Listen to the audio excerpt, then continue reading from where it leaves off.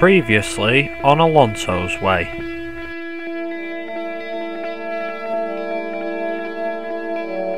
So we're going to be arriving up to 5 red lights here at the Hungaroring. And it's lights out and away we go. And we got a pretty decent start. Vettel and Raikkonen are slow off the line, but of course that Ferrari power is going to get the better of us. And also the Williams and Bottas going to the first corner. See, Grosjean going really slow. We're going to go round his outside. We're going to take 7th place. Around the last corner, we're going to take 5th place at the Hungarian Grand Prix.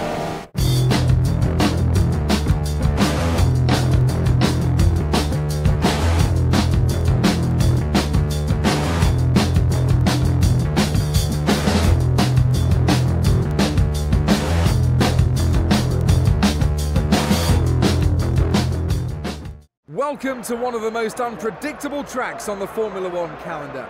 Welcome to Spa. It looks like the teams are removing the tyre warmers in the garages, so we should see some action shortly. Spa is such a wonderful track and it's a circuit that the drivers love to race on. But it's also quite challenging, so we should expect to see a number of cars struggle to get up to speed here today.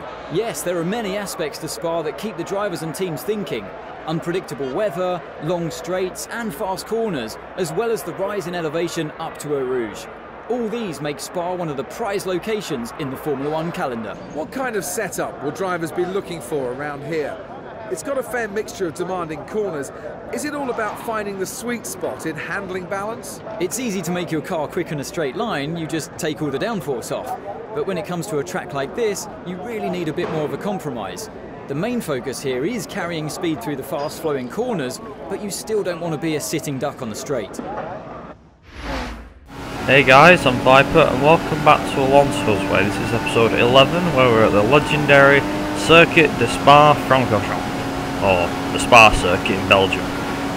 Obviously today's video is going to be, as you'll probably notice from the length, it's actually quite a long one. I apologise for this, but that's because there was a few bits of action. I actually want a couple of your guys' opinions on things that happened throughout the video, as you'll see. So as always, you jump with us straight into, you dive in with us straight into practice. And Spa's one of those circuits that is not exactly made for our car, let's be honest. It's got plenty of straights and there's plenty of fast corners. Monza's exactly the same, so hopefully we can get a good result despite the straight line deficit. Now, you'll also notice that the gearbox has actually been improved, so the setup that we use on the car isn't exactly suited to our car, a bit like it was in Hungary, and it still works well, I thought, in my opinion. This is actually the lap that you're seeing now is actually the quickest lap we did. As you can see behind us, Kimi Raikkonen is in his Ferrari. He's on his out lap, and he's trying. It feels as though he's trying to race us. Obviously, he's quicker than us because he's got the quicker cars. We go a bit wide there, but he's got the quicker car. So the fact that he's constantly trying to battle us during this practice session is really not necessary for our not great for our lap, if I'm honest. But like I said, Spa's one of those tracks that it has changing weather conditions. It's a quick circuit. I mean, the lap time is quite long, I know, but there's quite a few straights and there's a lot of fast-flowing corners on it, so it makes one of them dual races on the calendar, a bit like Monaco, really.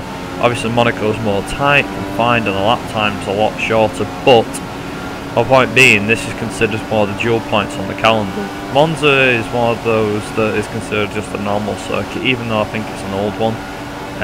First race on back in 1950. But anyway, going across onto the last 2 corners, you can see we've got Roberto Merhi in front of us.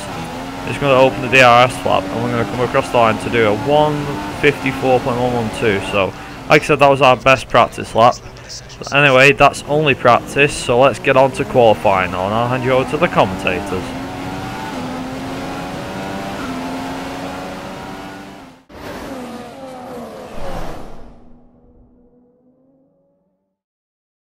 Welcome to Spa for today's qualifying for the Belgian Grand Prix. It's going to be a very exciting session today, but are we expecting the Mercedes to favour this track? Spa is always a difficult track to predict who will do well at, but after the last few years, it's been a mix of Red Bull, McLaren and Ferrari drivers that have excelled. Well, Ferrari have had 16 wins here over the years, but today I'd probably give the advantage to Red Bull. They're always able to pull off something special here. Right, okay, qualifying time for the Belgian Grand Prix. I'm going to start by coming across the line with our DRS flapper up and accidentally put it up a gear, which was on my behalf. I'm sorry about that. Clipping the apex nicely there, and actually I thought it was going to hit the corner, you know, the actual concrete wall. I thought it was going to hit that because of how close we got to it. You see, with P6 we're going to start dropping down. However, this is what I was most surprised about. Despite what happened in practice, bear in mind that lap we did was on the prime tyres. We've not actually tried the options yet. Don't worry, we will. Obviously we are now, but as you can see, coming through this first sector now, we're actually in front, not by some distance or anything, not like Austria where we managed to get a good lap together, but as you see, Hamilton's only just about in front of us. But I noticed that a few corners I seem to catch the AI up on this qualifying lap. As you'll see again, we take the lead only to just lose it again in an instant, but there is time to be gained on some of these corners where I didn't expect we could find any. But you know, on the straights obviously we've got straight line deficit, a bit like Hungary on the straight line. We've not got, you know, the power and the straight line, you know, the top speed, but in terms of cornering, our car's right up there with the Mercedes and the Ferraris, I think. As I mentioned in testing a couple of weeks ago, 2 weeks ago, but when we were doing testing, we added a new suspension chassis to the car, so that's going to help us hopefully improve. And obviously Monza up next, not great. We definitely need to watch out for Lotus because obviously they brought in that new front wing. Mercedes, I believe, quite powerful. Williams have got a good top speed, you know, top speed. But coming through the, I think it's the bus stop chicane. I cut the corner on the last, a little bit on the last corner. Thankfully though, as we come across the line, we take P5, but only just, because I was actually a bit worried, and I thought, no, we're never going to get P5 there because of what happened, but we did. Anyway, Alonso's always happy with that qualifying. You know, the guy's happy there. There's Jeff, he's happy. Now, and you're to the commentators. It's been a mighty qualifying performance from Mercedes today, with both cars on the front row for the race tomorrow. They've really worked hard this weekend, and it seems they've been able to set up the cars perfectly today. Whether this will translate into race pace tomorrow, well, we'll just have to wait and see. So there is the qualifying stats. There's Hamilton on pole again, Rosberg second, right behind him as usual. It's the two Mercedes that are going to be fighting for the lead. Two Ferraris behind, then it's ourselves, the two Williams behind us. Red Bull of Ricciardo's behind him, Grosjean 9th, Verstappen 10th, Nasser 11th. Both Force India's not making it into the top 10 once again. Our teammate Jenson Button stuck in 17th. The two Manners obviously at the bottom, and as you can see there, Carlos Sainz not doing too great for Toro Rosso, but Toro Rosso are quite strong in the race, I think, as are Force India, so expecting a good result from them tomorrow. Also hoping that Jenson can you know, do well in the race. But that's enough from the qualifying, and I hand you over to the race.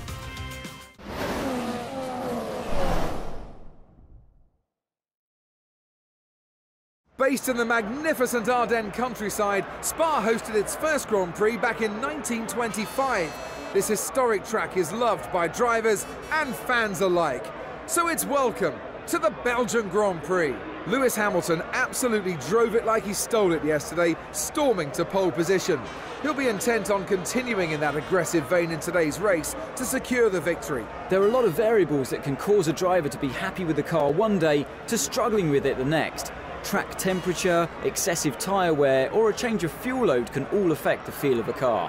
He'll definitely be hoping that when the race gets underway, he's got the same balance as he enjoyed in qualifying. The last Grand Prix saw Mercedes post their best performance of the year.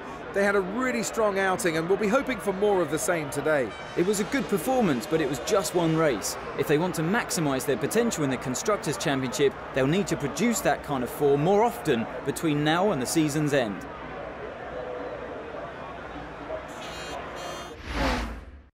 Right, so it's race day here at a sunny Spa, and it's going to immediately just quickly load my setup, not revealing any details on what the setup is, but we're just going to have a look at the race strategy, obviously, as per usual. And this, obviously, you can now start on the primes, we go on to the options, but as per usual with this series, I want to keep it basic. Instead of running primes and options, I always feel that's slower, so I'm going to start on the options, move to the primes, and then finish obviously on the primes. See lap 5 or 6, but let's join the cars down on the grid. So we're revving up to 5 red lights here at Spa Francorchamps. It's lights out and away we go. We've got a pretty decent start. Vettel right next to us and Raikkonen up in front. The two Mercedes get a brilliant start. Going into the first corner though, and we immediately grasped third place from the two Ferraris. So we've moved up 2 positions in the first corner, which is a pretty good start for us. Now we've got to set about trying to catch the Mercedes, which we know is an impossible task. And obviously, with the Mercedes straight line, as I mentioned before, I will mention this a lot this series, but our straight line will never help us on tracks like this. There's plenty of tracks, including Abu Dhabi, which is not a great circuit for straight lines, so straight line speed. So hopefully we can get a good result there as the finale. But as you can see, the two Mercedes are scrapping. As you can see, but because of them two scrapping, it's allowed us to catch up. See, we're going to go down the inside of Hamilton, and Rosberg leaves the door open. We cheekily take the lead from Nico Rosberg, and we're now officially in the lead of the Belgian Grand Prix. It's a bit of a mind-blowing one, that one, because in the first lap I've never really managed to, unless like say Austria, I managed to win that one. Not win one, obviously I didn't win that one, but in Austria obviously there was that pole position that we got, so we was leading on lap 1. Spain obviously I think it was like lap 6 or 7 when we got into the lead, but as you see on this one, we've managed to take the lead on the first lap, so I don't think we've done that in any other races. If we have, be sure to let me know in the comments down below, and also make sure you hit the like button as well if you're enjoying this series. Also, that's something else, let me know what you think of this series so far. Is it good? Is it bad? Could it be better? You know, could it be better edited? Just let me know. And going into the last 2 corners of the circuit, as you can see, finished off lap 1. We're coming on to lap 2 now, but we're going to do all them sneaky flash jump cuts. As per usual, we do the sneaky flash jump cuts, but coming on to lap 4 now, as you see, Rosberg, yes, we have jumped quite a bit. Rosberg and Hamilton are right behind us, and it's been like this for the past 2 laps. There's not been anything happening. They've not managed to get past us, but obviously DRS was enabled on lap 3, so the fact that these guys are coming after us now, Rosberg's even trying his luck round the outside, and he gets past us for the lead. I see on the Rouge, they actually slow down just a tiny bit, not too much, but obviously Rosberg's now got DRS, so I don't think we're going to get past him, but we are going to look down the inside. I noticed that the AI brake really friggin' early on this track, no idea why, but as you see in the rear view mirror there, one of the side mirrors, we close the door on Rosberg, and obviously he keeps the inside line and he spins round. But coming on to the end of lap 4 though, this is where things get interesting. This is what I want to know your point of view on. Coming around this corner now, we go a little bit wide. Hamilton goes round our inside for the pass. Raikkonen decides to follow, and as he follows, just watch what happens. We clip him and we spin into the barriers. Now I thought this deserved the flashback for sure, just to get an idea of what this looked like. So as you see, I'm going to use a flashback for this, but whose fault was that really? Was that Raikkonen's or was that ours? I did leave him the room. He did take the chance to go and get past us. As per usual, Hamilton will actually get past us now, as you can see. Hamilton's got past us, and he slows down just a little bit, so I don't know whether that was on purpose or by accident, but going into the bus stop chicane, and we've outbroken ourselves, and we've had to cut the corner because we've nowhere to go.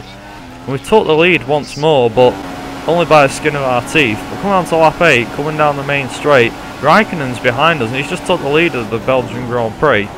But we're going to fight back, and we're going to go side by side with Kimi Raikkonen for the lead of the Belgian Grand Prix. He keeps it. He sticks to the racing line on the inside. We're going to stick around the outside, and luckily we managed to keep the lead of the Belgian Grand Prix. But coming on to the end of lap 5, this is actually our pitting lap now. I stick to the racing line. Raikkonen's like, I'm not having that, so he goes round our outside, and coming on this, obviously I was running rich at the time, but I put it straight back into lean. We're going to go into the bus stop chicane. Now this is, bear in mind, I've got to go in for a pit stop anyway, but Raikkonen there trying to defend as though he's trying to overtake us, but we're coming into the pit stop now for our one and obviously only pit stop because it's only 25% race distance.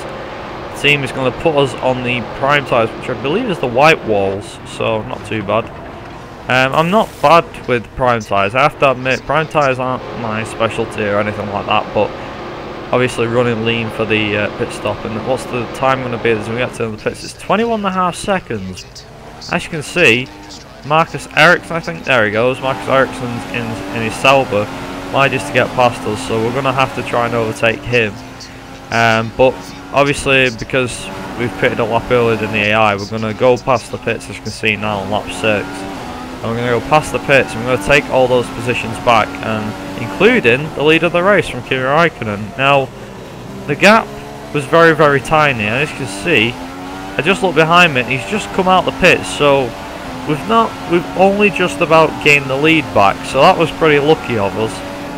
And moving on to the last lap of the race, literally nothing happened for the last 3 laps. Räikkönen was catching up slowly but surely, but I want you to ride on board with us now on this last lap. Räikkönen is within a second almost. He's actually just about 1 second behind us, but obviously the AI are quite good around this track. I didn't think they were, but they actually are, because obviously they're in the McLaren for one, but Räikkönen's Ferrari's obviously got better top speed and everything. The AI is pretty quick around here, as I mentioned. But coming around here, I actually cut a bit of Eau Rouge there, which I shouldn't have done. That was a bit naughty of me, I know. Obviously, Räikkönen's going to get DRS, but is it going to be enough to catch us? You see, he's gaining. Is he going to run out of room? We're coming to the end of the first sector now, and he's right up our gearbox. You can tell from the arrows behind. And we're going to come round. I don't know what the corners are in Spa, so bear with me. But I think this is turn, I want to say turn 6. But you know, right-hander, very tight right-hander. If you get it right, it feels satisfying. This left-hander can be fast-flowing. You can take it full throttle, but most times when people try and do that, they hit the wall and take the front wing off sometimes, or hit the tyre and they retire from the race. But luckily, we get the corner right. Nice to see though. That doesn't make any difference. Räikkönen's still going to stick behind us, like literally right up our gearbox. And you can see him in our rear view mirror. He's just swarming us completely. He's just like he is catching us though.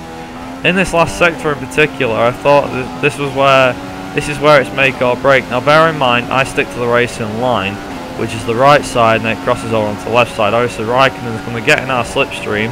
Is he going to go for an overtake? He's right behind us, literally. We keep to the racing line, coming around this corner. We switch to the left side, which means the doors open on the right side for Räikkönen. He chooses not to go down our inside and get the move. And we're going to come round the last 2 corners, and we're going to win the Belgian Grand Prix. Fantastic drive, just fantastic. You deserve that race win.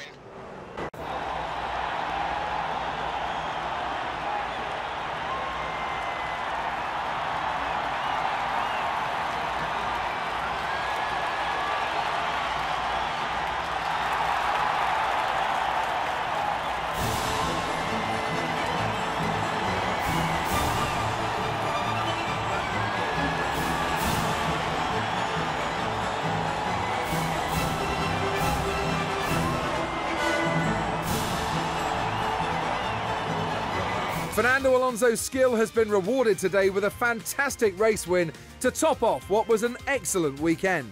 What a weekend it's been, and one that's been thoroughly enjoyable. That's it for today's Grand Prix, and from Ant and I, it's goodbye, and see you again next time.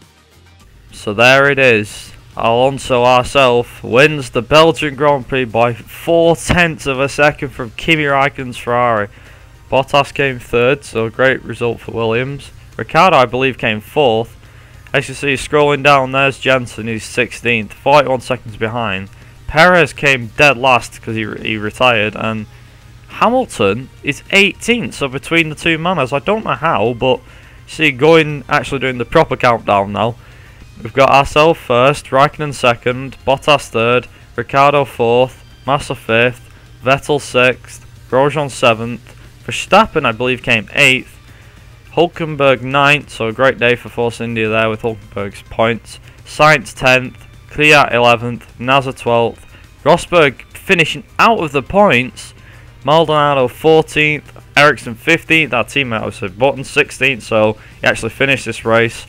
Stevens 17th, Hamilton 18th, Murray 19th, and Perez 20th, so dead last. As for the incidents, Rosberg collided with ourselves on lap 4 and got a warning. On lap 8, Hamilton collided with Raikkonen and Vettel. Vettel got a 5-second penalty for colliding with Hamilton, and Hamilton collided with Red Bull's Danny Kvyat and got a warning. So not a great day at the office for Hamilton, and especially finishing down in 18th, he will not be happy with that. And Rosberg finishing 13th will not be happy with that. As for the Drivers' Championship though, as you can see, we've moved up to 2nd in the Drivers' Championship, and we're now within 7 points. After the last race, it seemed near enough impossible for us to catch up, but after them results today, we've managed to close the gap up, and it looks as though a 3rd championship is in our grasp. Ricciardo's managed to move ahead of Massa, although they're equal on points, so, you know, there's that. Hamilton still remains 5th, despite not finishing in points. Obviously, Rosberg moves behind us because he didn't finish any, didn't score any points. Carlos Sainz has scored his 1st point, I believe. Perez, Maldonado, Ericsson, obviously the 2 Manas, have still not scored any points. Our teammate Button is still 12th with 10 points, I believe, and he's still yet to score any points. As for the constructors though, as you can see, Ferrari's still ahead by 36 points ahead of Mercedes. We're miles behind them two in 3rd, so we're managing to help fend off Williams, so keeping 3rd at the moment. Red Bull currently 5th, Lotus 6th, Toro Rosso 7th, Force India 8th, Sauber 9th, and obviously Mana 10th because they've not scored any points. So, like I said, Mana probably won't score any points for the rest of the season. They may at some stage, I don't know. It'll be surprising. It'll be a really nice surprise if Mana do score points, but as it stands, they're not scored any, and hopefully we can keep this. Keep this form going into the next race. Obviously, it's Ferrari's home race because it's Monza, so that's one to keep an eye on. So make sure you keep an eye out for that episode when it comes out. And also, the last thing I wanted to mention was that there's a couple of videos coming up over the next week or two, and I hope you guys enjoy them. I'm not going to spoil what they are, but I hope you guys enjoy them. And apart from that, that's been Alonso's Way episode 11. I hope you guys have enjoyed it. If you have, make sure you leave a like. And obviously if you're new, subscribe. Make sure you check out the playlist. I always leave a link in the description below. And also, just a quick mention as well, make sure you comment on what you thought of that incident as well, and obviously what you think of the series so far. Is it good? Is it bad? What needs to be improved? Is the editing good? And so on, that sort of thing. So if we get your guys' opinion, that would be very much appreciated. And I've been Viper Racing. You guys have been awesome for watching. And I'll see you guys for the next episode of Alonso's Way, where we'll be racing at Monza. Ta-ra!